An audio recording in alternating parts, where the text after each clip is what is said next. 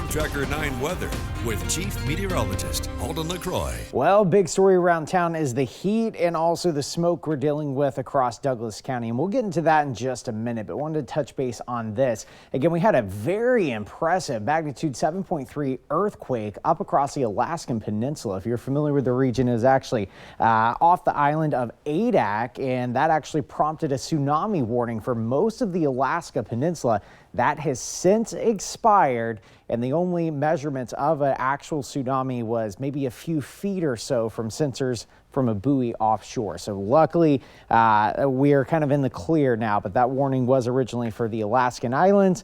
Right now, we are seeing some better conditions up there, and that is some good news, especially after that big earthquake. And there still is the possibility of some aftershocks as well. Temperature-wise, locally, though, notice we are up to 97 degrees. Some locations down toward Medford sitting at 100, and we will likely see that across our region too. Again, the hottest part of the day is around between 5 and 7 p.m., and we still have a couple hours to go. Here's a look at satellite. Smoke production from the Cram Fire starting to get going again this afternoon, but notice the plume of smoke, the direction. We're actually getting a shift in the winds, and that is some good news because it was originally burning toward the southwest, kind of toward areas of Madras, so that is some better news out there, not necessarily good news. Here's a marine layer toward the Oregon coast. Has been locked in today, again keeping temperatures in the 50s, and here across the valley we're getting a north wind, kind of a northeast wind up toward the foothills, but that's coming right out of the gorge and heating things up even more. Luckily though, we have some very good news.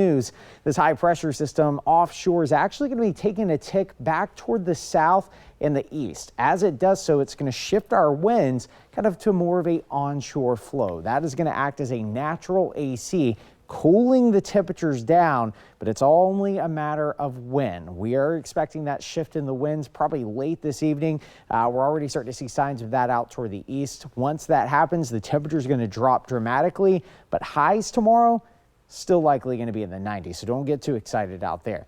Through about 7 o'clock, cooling down to around 92 or so. Here's the smoke and haze, very thick, as you can see, out toward areas of Jefferson County and parts of Deschutes. But notice we start to get that onshore flow late this evening, maybe a little bit of patchy mist toward Coos Bay by 11. 70s across areas of Eugene. Heading into tomorrow morning, back into the 50s. We get a little bit of clouds kind of streaming in across Eugene. Once we head into the afternoon hours, you can see by 12 o'clock back up into the 80s. And here's the evening. We only cap out at about 88 degrees as opposed to the 100 that we're expected this evening. And also a reminder, even though it's hot outside, those water temperatures extremely cold. Check out the Belknap, still sitting at about 48 degrees. Your 7-day forecast for the coast.